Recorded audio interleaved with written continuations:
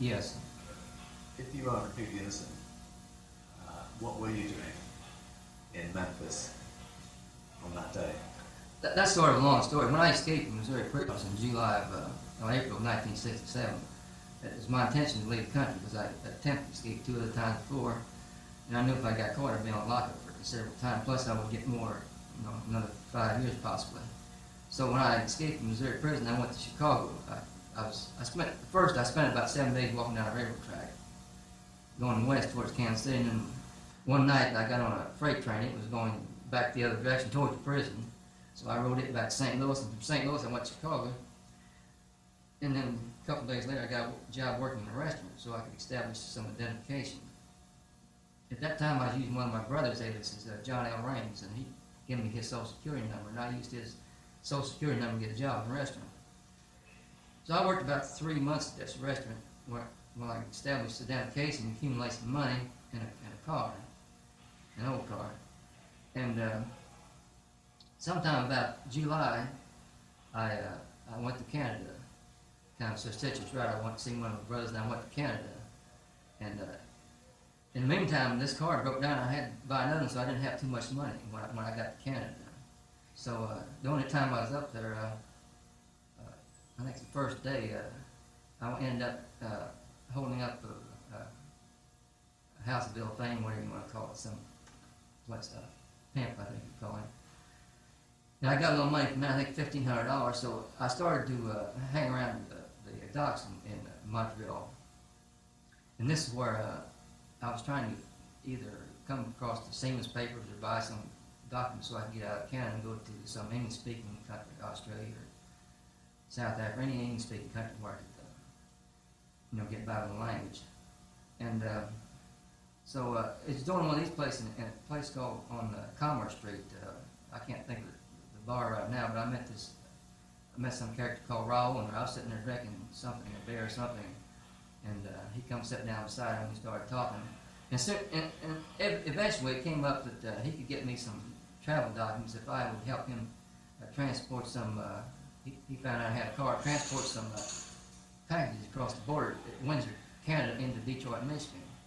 And at that time he thought my name was Eric Gold, but I had this Ryan name on the driver's license. It's John Ryan.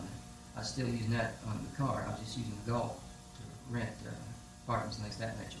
Anyway, he gave me a phone number. He wanted me to meet him again in Mobile. Now we may have talked about this in Canada too, but I told him that I didn't want to go to. That was too small a time. I'd rather go to Birmingham. So he agreed to that and give me a phone number, and he said he'd write me a letter to care of general delivery to Birmingham Post Office. He had me get some sophisticated camera equipment and everything. I think he gave me $2,000 in there. And then he wanted me to meet him in Mexico. And so subsequently in October of '67, I did meet him in Mexico, in Nuevo Laredo. And I took some more stuff across the border from the United States into Mexico. I had this in a tire. He had to seal up in a tire. And so he was supposed to give me a passport again, but he didn't have no passport again. But he had some more money. He gave me $2,000. And he asked me to purchase a gun in Atlanta. So I told him Atlanta, Georgia, and I told him I didn't have no identification for Georgia. It'd be best to purchase it in Alabama where I had a driver's license and where I established identification. So he said, okay. So we went down there and then we started checking through the sports phone books. And I think he knew what was going on all along to purchase the weapon. So I went down and purchased a rifle. And he also wanted me to look for some foreign rifles and also some, I think, ammunition. So I got back to the motel. He told me it was the wrong type of a weapon. So I had a brochure the salesman gave me. I said, well, what kind do you want? And I'll go back and exchange it. He pointed out what he wanted. So I went back and told the salesman that I got the wrong kind of weapon. It was some type of deer rifle. So he said he changed it, but he couldn't. That's on Friday. He said he couldn't get it ready until Saturday. So I went back and explained this to Raoul, and he said that's okay, but he had to leave that day. So he gave me an address in Memphis, and this is where we're supposed to do dealings. And I think he had it on paper. I think it's a New Rebel Motel or something. So I drove on to Memphis. I drove slowly to Memphis. The Congressional Committee and the government contends that I went right straight from Birmingham, which is March 28th, back to Atlanta. Then when I heard Reverend King was going to be in Memphis, I left Atlanta on April 3rd and drove to Memphis. Well, actually I didn't. I drove slowly on to Memphis and arrived there April 2nd, checked into I think it's DeSoto Motel April 2nd. April 3rd, I met Raoul with this motel, this New River Motel. It was raining that night, I remember that. He came in, I think he had a raincoat on or something, a trench coat. So I bought the weapon up there, and I gave it to him. It was in a box. He asked me to get him a pair of infrared binoculars. So I go down he told me there's a place down the street there. So I go down and I couldn't find it. So I came back and I explained to him I didn't see anything down with some binoculars. And he explained in more detail. So I go down there again, and this time I found the guy at the binocular store. But he told me if I wanted the infrared attachments, I'd have to go to Army Surplus or somewhere because he didn't have that type of material. I think it's around about 5:30 or so when I got all these errands done and everything, and he told me that I ought to go somewhere and take a walk or take in a movie because he was going to talk to these people at night, and make arrangements. I guess he didn't want me there. So I went down and got the Mustang. I don't know what time it was that time, but I guess it was 10 minutes till 6. And I drove, my recollection may be wrong, I thought it was 3-4 blocks north and 3-4 blocks west, and stopped at the service station and asked him to fix the tire. They could fix the tire, and this guy was, he said, no, we're too busy this time of day. So then I drove around. I was going to circle right back and park the car same place that I picked it up. When I got back up there, I seen, I think it was a squad car blocked off the street. I don't know if he's right there at the intersection or he's about halfway down, but the street was blocked off, and I seen 2-3 people running around down there. So I said, well, I better not go down there, the police running out here. So I turned left and drove down through a predominantly black section of town. That's the only people I've seen out of black. So after a while, I got on a main street. I was going to call this telephone number in New Orleans and find out if they could contact Raoul and see if anything happened there, because I thought maybe being some guns around there, some type of raid or something. Well, anyway, when I was driving out there, they said something about, I had the radio on, said something about Martin Luther King had been shot. And then I didn't think too much about that. And then about 10 minutes later, when I was on the outskirts of Memphis, or maybe I was actually in Mississippi, they said that they looked for a white man in a white Mustang in connection with the shooting. So I decided then that I better, move on out of there. And I didn't make no phone calls or anything to Raoul or anyone else to his associates. I drove on and cut off and went to Atlanta. From Atlanta, I went on to Canada. When you were discussing with Raoul the idea of purchasing guns and selling them again, did you ever talk to him about how practically you were going to carry out this operation with large numbers of guns being shipped from Birmingham, Alabama, or taken from Memphis? Didn't it seem to you to be a pretty risky operation given that you were an escaped prisoner? Yeah, well, he talked like the guns we was going to show him. He wanted me to he mentioned the foreign neighbor rifle once. He talked like he was just going to show them as samples, and that if they agreed to buy them at a certain price, then we'd go purchase them. I don't know where he intended to purchase them. I imagine he purchased them somewhere close to the border, but that was his cover story, and of course he was promised me passports and money and things of that nature. So I didn't really have too much choice. I thought, if I hadn't been a fugitive, I probably wouldn't have went for it. But it sounded plausible, but I just figured you can tell me too many details, because usually people operate outside the law. They don't go into too many details with their associates, especially someone like me that they didn't know too much about. Can you clear up something? There was a report that there were cigarette butts in the car when it was found in Atlanta. You got any ideas about where the cigarette butts came from? No, they claim they found cigarette butts in the ashtray and some clothes that was too small for me in the trunk, but I have no idea where they came from. I didn't put them in there, and I haven't seen no reports on them. How did you get to Canada? When I got back to Atlanta, I contacted the bus station, I guess the Greyhound and the Trailways one, and I got the schedule, and anyway, the bus was running about 2 hours behind time, and I caught a bus, and I laid over about an hour in Indianapolis, Indiana, and I got Detroit about that morning. From Detroit, I took a cab into Windsor, but I think I bought a ticket on the Detroit side. And in Windsor, I got a train to Toronto. It seems that the Canadian side of the story there shows that there was a fairly efficient operation going on as far as you were concerned. You managed to get yourself hidden in Canada, you managed to get out of Canada to England. But then when you get to England, it all falls apart. What happened there? Is there a reason behind that you could tell us about? Well, I really don't know. I was left with not too much money. I think I had about $1,400, and I had to buy all those tickets and everything. And the first time I went to Canada, as I mentioned, I called the travel agent instead of going there directly. And when I came back the second time, I figured, well, they're looking for me. I'm not only looking for a suspect in the King homicide, but I'm also a fugitive, so I don't have anything to lose. So I went directly to the travel agent. I didn't get on the phone, and I explained to the woman that I was a Canadian citizen, but I've been living outside of Toronto. And I said, I don't have no guardians there. And she said, well, that's all right. She said, you can execute an affidavit, and we'll give you a passport. And of course, she was the agent. She was selling tickets, so I guess it was some type of financial consideration involved there. So anyway, she got me a passport. It took about 3 weeks, and I went on to England. Well, from England, I bought a round trip ticket to Canada because I figured it'd be less suspicious. So England, I switched over to Portugal. I was going to try to catch a ship out in Portugal somewhere, English-speaking country in Africa. But I had problems with the Portuguese police. You have to wait a week before you can get a visa. And I missed the only ship I could board. So anyway, I come back to London, and then that's when I got arrested. About a week later, I was arrested at Heathrow Airport. When you were arrested, did you proclaim your innocence?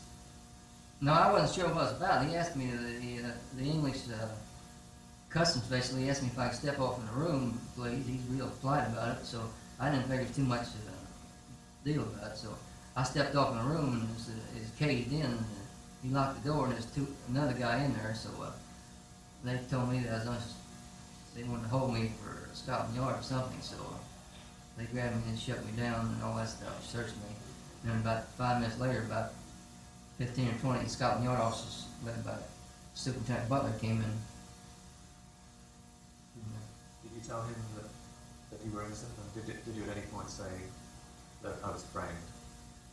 No, I didn't tell him anything. It wasn't his concern anyway. It was the United States charge. He just asked me what my name was, and I told him it was what was on the passport. I had a passport in a Canadian policeman's name, Raymond George Sneed, and I told him that was my name. And he said he had reasons to believe that I was a suspect in Martin Luther King murder, and he was holding me for an inquiry. And then 3 or 4 of them grabbed me, and they took my fingerprints. And I was supposed to prints being taken. And then from there I went to Cannon Street Station, and they held me there. And a couple of days later, I went to Old Bailey, the next district. James, can I ask you some questions about the aliases? Yes. There's a lot of questions you've raised about that. How did you obtain the identity of Eric Gould?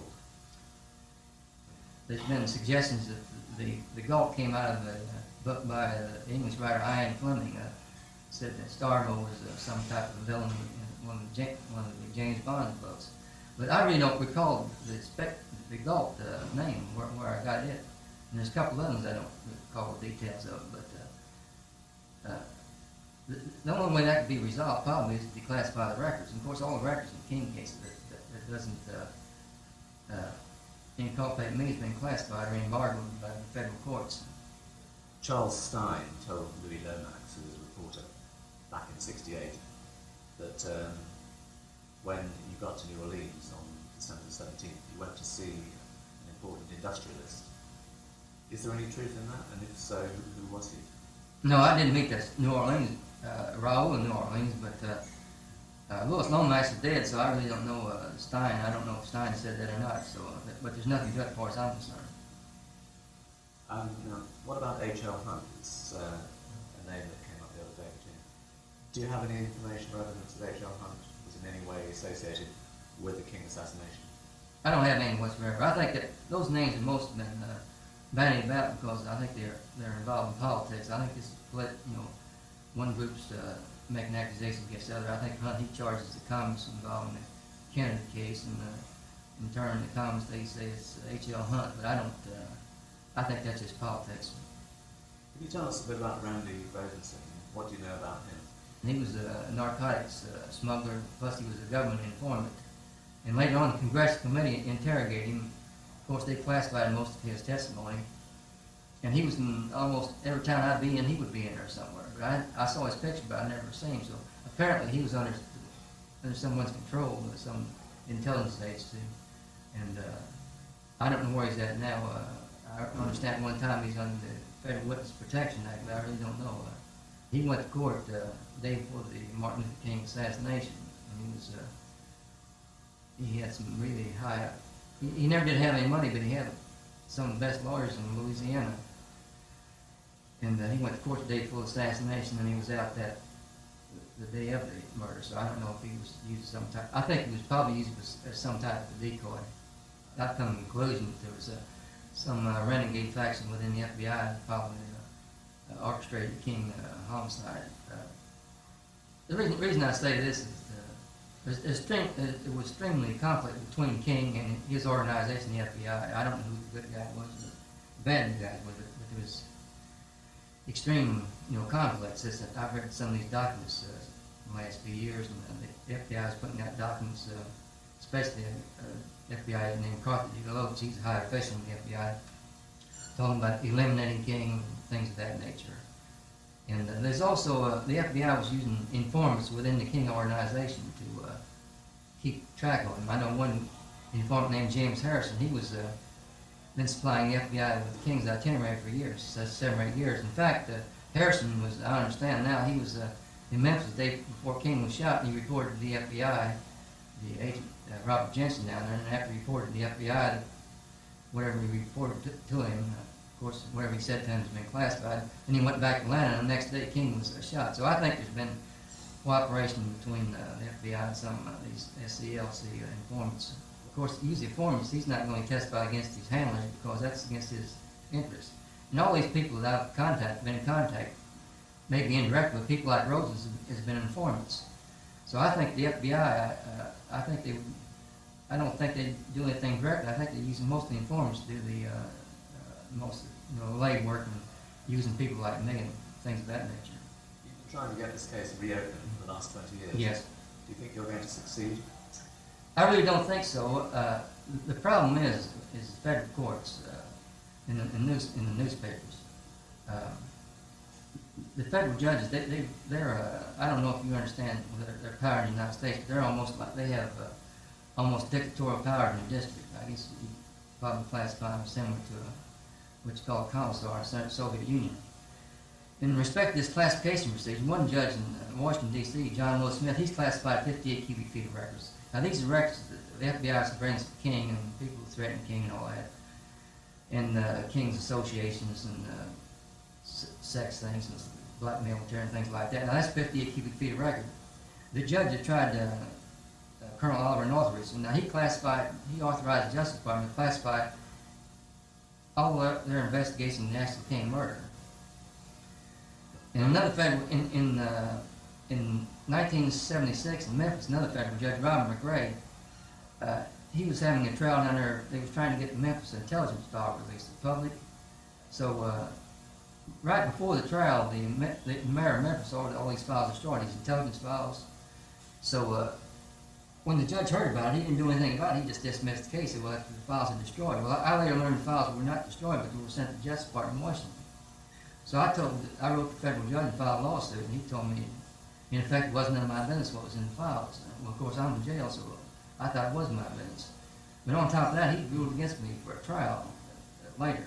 So I think you can see the position. If these files are released, it'll be not only embarrassment to the federal courts, but it'll be an embarrassment to the newspapers, which have supported federal courts up until this time. Can you categorically state that everything that you've told us is out up front and that you're not holding back in any way on any information that you now have? Or are you still afraid, perhaps, of some people and not wishing to identify who they might be? I can't think of any information I might be holding back. Of course, there's a possibility that I have information to be relevant that might be here, but something small. But that would reflect on in the classified files. The classified files was released, and it might indicate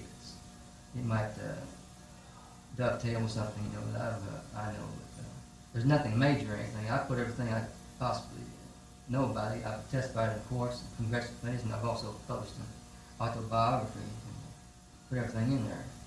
And of course, if I went into court now and said, well, I've been withholding information, that'd be, perjury, because I've testified in congressional committees that I haven't been withheld anything.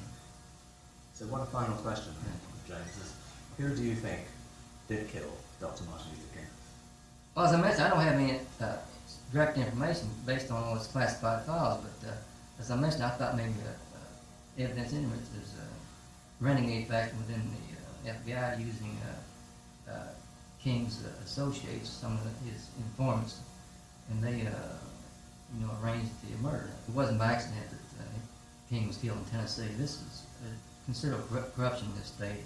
In 1979, the governor, he was ousted and started a coup d'etat 3 days before his term was up. Person running succeeded him, Jake Butcher. He was later in prison for 20 years for financial irregularities. And on top of that, the courts, the state courts, they don't even support their own laws. For instance, when I went to, after I entered the guilty plea, the judge died 3 weeks later, claiming he died of a heart attack. And I had a motion before him for a trial.